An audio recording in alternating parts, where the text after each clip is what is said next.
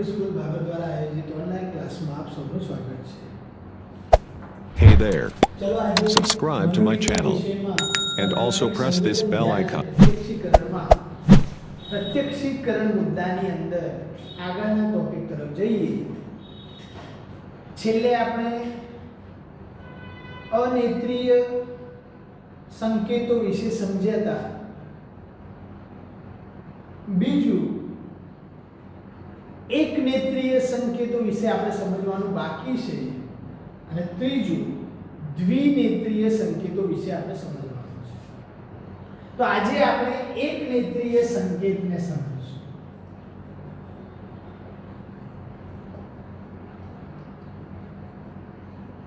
તો પ્રત્યક્ષીકરણના જે સંકેતો છે એમાં ગઈકાલે આપણે અનેત્રીય નેત્રના ઉપયોગ વગર સંકેતને આપણે સમજ્યા।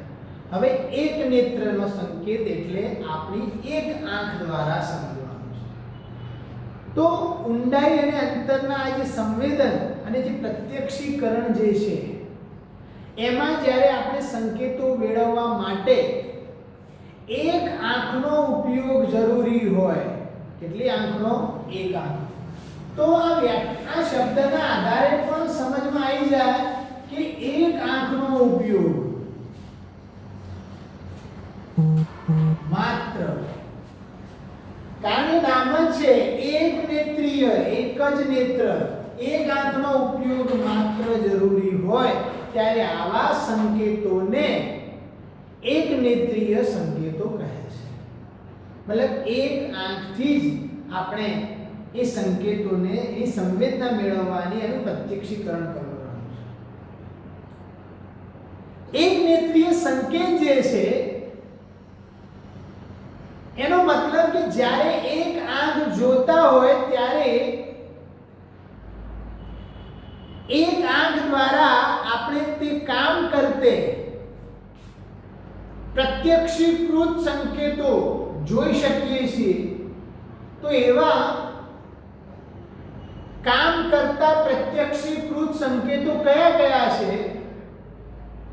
તો એવા સંકેતો જે છે એમાં પહેલું છે અંતઃસ્થિતિ। કયું છે? અંતઃસ્થિતિ। આ એક નેત્રીય સંકેતોમાં કામ કરતા સંકેતો છે। એક છે અંતઃસ્થિતિ, બીજું છે વાયુગત પારદર્શન। શું છે? વાયુગત પારદર્શન। સી ત્રીજું છે રૈખિક પરિપ્રેક્ષ્ય। રૈખિક પરિપ્રેક્ષ્ય। ડી ચોથું છે પ્રકાશ અને છાયા। પ્રકાશ અને છાયા। ઈ છઠ્ઠું છે સાપેક્ષ કદ અને સાતમું છે સપાટીની તરે અને ઢાળ। સાપેક્ષ કદ અને સપાટીની તરે અને ઢાળ।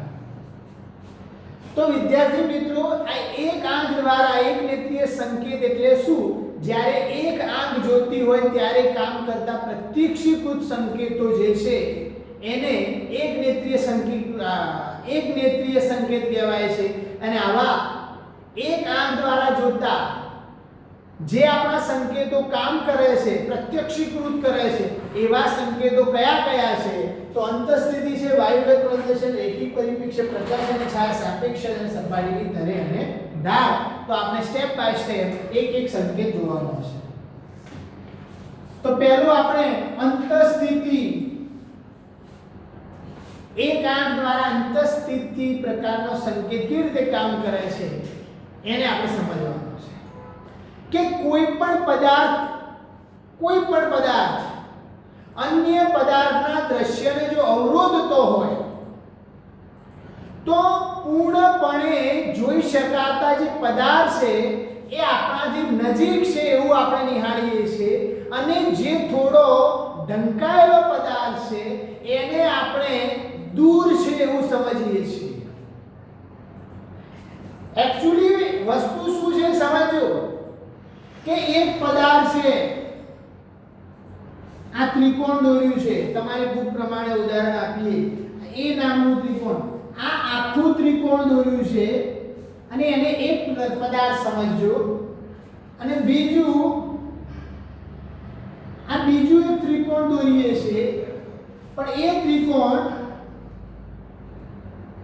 આ ત્રિકોણ દ્વારા ઢંકાયેલું છે. શું છે? ઢંકાયેલું છે. મતલબ કે કાયદેસર આ ત્રિકોણ દોરતા તો બીજું ત્રિકોણ એને અવરોધરૂપ બનાવ્યું છે. તો કોઈ પણ એક પદાર્થ, આ પેન છે અને બીજી પેનનો અવરોધરૂપ થતો હોય, અડધી ઢંકાયેલી હોય, તો આપણે શું સમજીએ છીએ કે જે નજીક રહેલો છે, જે પદાર્થ આપણને પૂરેપૂરો દેખાય છે એ આપણી નજીક છે, અને જે આપણને અડધો દેખાય છે, ઢંકાયેલો પદાર્થ દેખાય છે, એ આપણાથી દૂર છે એવું આપણે સમજીએ છીએ. અને આવી સ્થિતિને અંતઃસ્થિતિ તરીકે ઓળખવામાં આવે છે. તો તમે આકૃતિમાં સમજી શકો છો કે એની આકારની આ જે રેખાની ત્રિકોણ જે છે એને આપણે જોઈએ તો બી આકારની જે રેખાની ઢંકાઈ જાય છે, જેના લીધે કાયદેસર રેખા ઢંકાઈ જતી હોય તો તે ત્રિકોણ પાછળ હોવાનું આપણને જણાય છે. પણ આપણને પૂરેપૂરું જોઈ શકાતા પદાર્થને આપણે નજીક છે, અને જે પૂરેપૂરો નહીં જોઈ શકાતો એ પદાર્થ આપણાથી દૂર છે એવો સંકેત આપણને મળે છે. બાકી હકીકતમાં તો એક ત્રિકોણ બંને એક જ જગ્યાએ છે, પણ એક જે છે એની પાછળ બીજો ઢંકાયેલો ભાગ આકાર હોવાથી આપણને કાયદેસર તો બંને એકબીજાના પાછળ છે એવું આપણને જણાય છે. તો વિદ્યાર્થી મિત્રો, બીજું જે એક આંક દ્વારા કામ કરતો સંકેત છે બીજા નંબરનો, એ છે વાયુગત પારદર્શન. શું? વાયુગત પારદર્શન. શું છે વાયુગત પારદર્શન?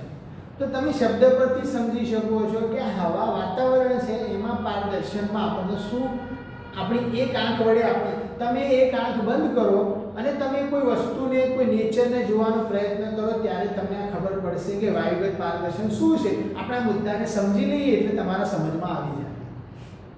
તો સામાન્ય રીતે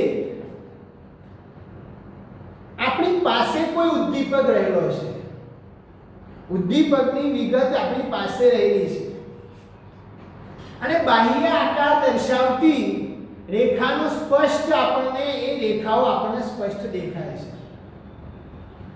અને દૂરના ઉદ્દીપકની બાહ્ય આકારની રેખાઓ વિગતો વાતાવરણના અસરના લીધે આપણને ઝાંખી દેખાય છે. સમજો, આપણી નજીક રહેલો કોઈ ઉદ્દીપકની વિગતો છે અને એનો આકાર છે આપણને સ્પષ્ટ દેખાય છે કારણ કે આપણી નજીક છે. અત્યારે કોઈ વસ્તુ મારી નજીક છે તો મને સ્પષ્ટ દેખાય છે કારણ કે મારી નજીક છે. અને જે દૂરનો ઉદ્દીપક છે એ મને ઝાંખો દેખાય છે કારણ કે મારી નજીક નથી. તો ઝાંખો કેમ દેખાય છે? આંખની ભૂલ છે? નહીં. એ આંખથી, નેત્રથી જ્યારે એ પ્રતિબિંબ એટલે કે વસ્તુ તરફ, એ પદાર્થ તરફ, એ ઉદ્દીપક તરફ જ્યારે આપણે નજર કરીએ છીએ તો વચ્ચે વાતાવરણની જે અસર થાય છે એ વાતાવરણની અસરના લીધે આપણને ધૂંધળી અથવા તો ઝાંખી દેખાય છે. તો એવી જ રીતે કોઈ ઊંચા મકાન પરથી નજીક આવેલા પદાર્થને જો જોવામાં આવે કે પછી કોઈ વ્યક્તિને જોવામાં આવે તો વ્યક્તિ આપણને સ્પષ્ટ દેખાય છે. અને જ્યારે કોઈ દૂરના વ્યક્તિને કે દૂરના પદાર્થને આપણે અહીંથી જોવાની કોશિશ કરીએ ત્યારે આપણે એને સ્પષ્ટ રીતે ઓળખી શકતા નથી, અસ્પષ્ટ દેખાય છે. મતલબ કે આપણું સંવેદન ઝાંખું પડી જાય છે. તો આ ઝાંખું થાય છે, વાતાવરણની જે અસર થાય છે એ જ વાયુગત પારદર્શન છે. તો આ સંકેતને ધ્યાનમાં લઈ અને અત્યારે સ્ટેજ ઉપર જે પ્રોગ્રામ કરવામાં આવે છે, કોઈ ભ્રમ ઊભો કરવા માટે પ્રોગ્રામ કરવામાં આવે છે, ત્યારે શું કરવામાં આવે છે? જ્યારે નાટક થતું હોય ત્યારે એ નાટકના આગળના ભાગે જાળીનો પડદો મારવામાં આવે છે, તેથી સ્ટેજ પર દ્રશ્ય ઝાંખું અને અસ્પષ્ટ રજૂ કરી શકાય છે. તો આ જે છે વાયુગત પારદર્શનનું ઉદાહરણ છે એ સંકેત. ત્રીજું,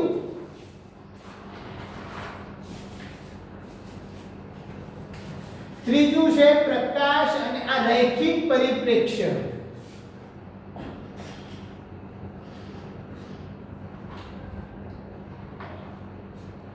શું છે? રૈખિક પરિપ્રેક્ષ્ય. સમજો, સિમ્પલ અને સીધી ભાષાનું વર્ણન છે.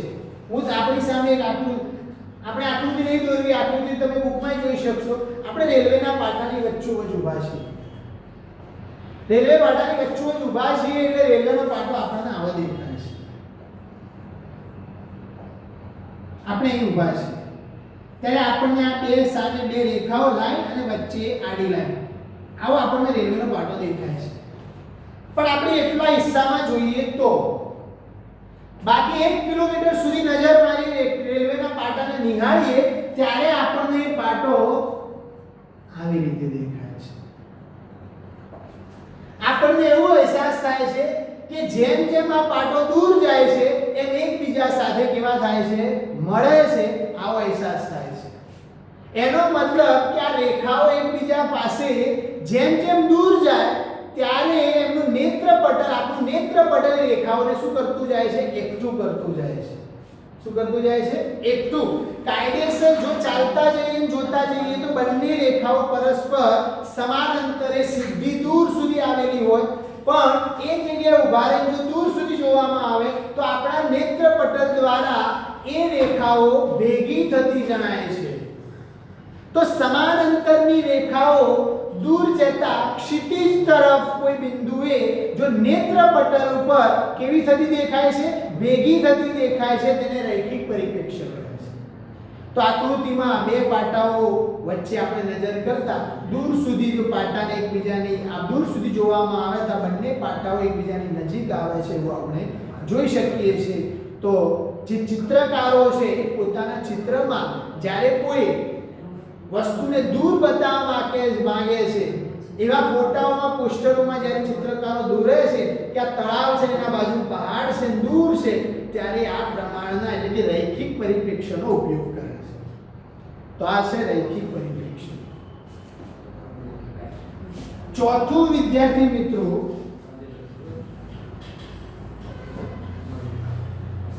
ચોથું એક આંખી એટલે કે એક નેત્રપટલ દ્વારા, એક નેત્ર દ્વારા જે સંકેત જોવા મળ્યા છે એ છે પ્રકાશ અને છાયા.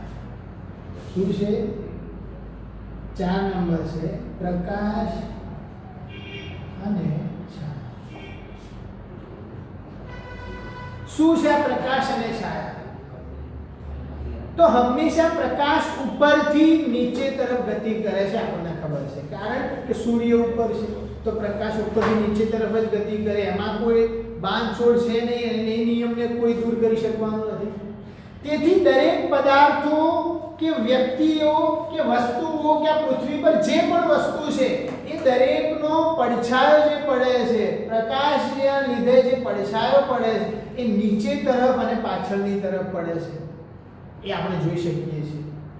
તો આ રીતે પ્રકાશ અને છાયા એ પદાર્થના અંતરનો નિર્ણય લેવામાં નિર્ણાયક બને. પહેલાના જમાનામાં જ્યારે ઘડિયાળ નહોતી ત્યારે આ પ્રકાશ અને છાયાના આધારે નક્કી કરી શકાતું હતું કે કેટલો સમય થયો હશે.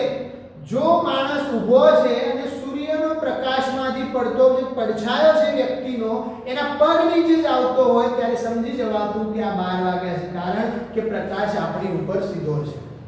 તો આ જે અનુમાન પ્રકાશ અને છાયાના સંકેત પરથી પહેલાના જમાનામાં કરતા, એવી જ રીતે ચંદ્ર જેવા ઉપગ્રહ પર કોઈ ખાડા અથવા તો ખીણ અને ટેકરા જેવા વિસ્તારના ફોટોગ્રાફ જોતા હોય તો હવે એ વિસ્તાર ઉપર આટલા દૂરથી ફોટા પાડેલા હોય ચંદ્ર જેવા ઉપર વિસ્તાર ઉપર, અને એ ફોટાને જ્યારે નિહાળવામાં આવે ત્યારે કઈ રીતે ખબર પડે કે કયો જમીનનો વિભાગ છે, કયો ઊંચો પ્રદેશ છે, કયો ટેકરાવાળો પ્રદેશ છે, કયો તો જ્યાં પ્રકાશ પડે છે અને પડછાયો નથી એ ભાગ ટેકરાવાળો હશે, અને જે ફોટામાં જે ભાગનો પડછાયો દેખાય છે એ ભાગ ખાડાવાળો હશે. મતલબ છાયાવાળો ભાગ ખાડાવાળો ભાગ તરીકે ઓળખાય અને પ્રકાશવાળો ભાગ ટેકરાવાળા વિસ્તાર તરીકે ઓળખાય છે.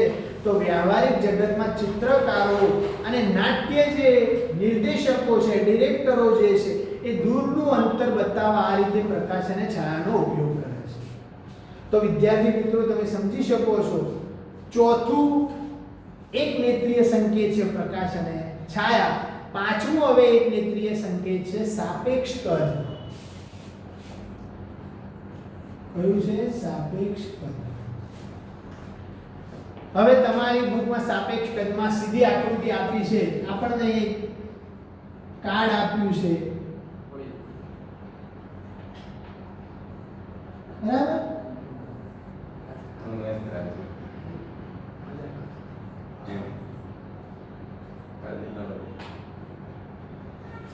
કાર્ડ આપ્યું છે આપણને. નેત્ર પટલ પર પદાર્થની પ્રતિમા નાની કે મોટી પડે છતાં આપણે એ પદાર્થનું પ્રત્યક્ષીકરણનો જે પરિચય જે છે અને એને જે અનુભવીએ છે એ વાસ્તવિક સ્વરૂપમાં કરીએ છીએ. ચાહે વસ્તુ નાની હોય કે ચાહે વસ્તુ મોટી હોય, પણ જ્યારે આપણે એને જોઈએ છીએ, એનું પ્રત્યક્ષીકરણ કરીએ છીએ, ત્યારે એ આપણે વાસ્તવિક સ્વરૂપમાં કરીએ છીએ. આપ નક્કી છે. એટલે પદાર્થ આપણાથી જેમ જેમ દૂર જતો જાય તેમ તેના કદમાં ક્રમિક પરિવર્તન આવે છે. આવું કેવું ક્રમિક પરિવર્તન? જેમ પદાર્થ દૂર જાય, અત્યારે મારી સામે છે મોટું છે, એ વસ્તુ જેમ દૂર જાય એના કરતાં નાનું દેખાય, એનાથી દૂર જાય એટલે એના કરતાં નાનું દેખાય. વસ્તુના કદમાં ફેરફાર થયો નથી, પણ આપણને એ કેવું દેખાતું જાય છે? નાનું દેખાતું જાય છે. તો ક્રમિક પરિવર્તનમાં નજીકના પદાર્થની પ્રતિમા નેત્ર પટલ ઉપર મોટી અને દૂરના પદાર્થની પ્રતિમા નેત્ર પટલ ઉપર કેવી? નાની પડે છે. આ અંતરને કારણે નેત્ર પટલ પર પડતી જે પ્રતિમાના સાપેક્ષ કદનું જે પ્રત્યક્ષીકરણ છે એ આપણે જોઈ શકીએ છીએ. એટલે પાંચમું જે છે સંકેત એ છે સાપેક્ષ કદ. છઠ્ઠો જે સંકેત છે એ છે સપાટીની તરે અને ઢાળ. શું છે? સપાટીની તરે અને ઢાળ. હવે આ બહુ ઈઝીલી સમજાય એવો મુદ્દો છે કે ઢાળ એટલે શું? કોઈ પણ સપાટી હોય એમાં ઊંચાથી નીચાણ વાળો પ્રદેશ હોય એને આપણે ઢાળ કહીએ છીએ. હવે ધીમે ધીમે કોઈ પણ સપાટી સીધી છે ને એમાં સહેજ પરિવર્તન આવે, નીચો ભાગ થઈ જાય એટલે આપણે એને અંદર એ સપાટીમાં જે ઉતાર ચઢાવ આવે છે એ દૂરના સંકેતો આપણને પૂરા પાડે છે. હવે આ ઢાળ પર ઉતાર ચઢાવ આવે એટલે આપણે એને ઓળખી શકીએ છીએ.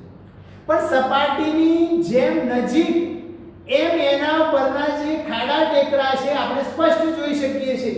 પણ જ્યારે કોઈ વસ્તુ દૂર આવેલું છે, સમજો કે અહીંથી 2 કિલોમીટર સુધી એક તળાવ આવેલો છે અને આપણે 2 થી 3 કિલોમીટર દૂરથી જ્યારે તળાવને જોવામાં આવે અને તળાવમાં પાણી ભરેલું ના હોય તો દૂરથી આપણને તળાવ દેખાતો નથી, આપણને જમીનની સીધી સપાટી જ લાગે છે. એમ ગુજરાતીમાં કહેવત છે, દૂરથી ડુંગર રળિયામણા, એ આ સંકેતને પૂરું પાડે છે. દૂરથી ડુંગર રળિયામણા એટલે શું? કે જેમ દૂરથી ડુંગરને જોવામાં આવે તો ખૂબસૂરત દેખાય છે, સીધો આપણને એનો આકાર લાગે છે. જ્યારે નજીક જઈએ ત્યારે આપણને ખબર પડે છે કે ડુંગરમાં ઝાડ ઝાડખા કાંટા ખાડા ખડિયા ભરેલા છે. તો વિદ્યાર્થી મિત્રો આપણે સમજી શકીએ છીએ કે આ જે સપાટીની તરે અને ઢાળ છે, આ 5-6 જે સંકેતો છે, એક નેત્રીય સંકેતો છે, અને આ એક નેત્રીય સંકેતો જે છે એ આજના લેક્ચરમાં આપણે પૂરું કરીએ છીએ. બાકીનો જે નેક્સ્ટ ટોપિક છે દ્વિનેત્રીય સંકેતો આપણે નેક્સ્ટ લેક્ચરમાં લઈશું. તો આ કુલ 6 સંકેતો તમારે એક નેત્રીયના યાદ રાખવાના છે અને આને વાંચી અને તૈયારી કરવાની છે. તો આજનું આ લેક્ચર આપણે પૂરું કરીએ છીએ.